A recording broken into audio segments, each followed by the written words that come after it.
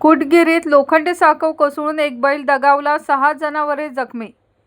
गुहागर तालुक्यातील कुटगिरी येथील गावठाण नजीक असलेला लोखंडी साकव कोसळल्याची घटना घडली आहे.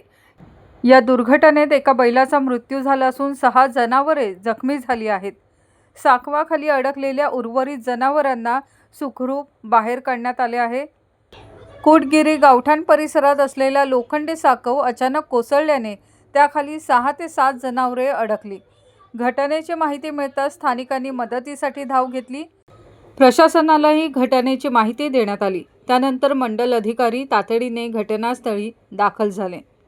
साकवाखाली अडकलेल्या जनावरांना बाहेर काढण्यासाठी प्रयत्न करण्यात आले. या दुर्घटनेत एका बैलाचा मृत्यू झाला आहे, तर 6 जनावरे जखमी झाली आहेत. उर्वरित जनावरांना साकवाखालून बाहेर काढण्यात आले. दरम्यान घटनेची माहिती जिल्हा परिषद बांधकाम विभाग तसंच पशुसंवर्धन विभागाला देण्यात आली आहे.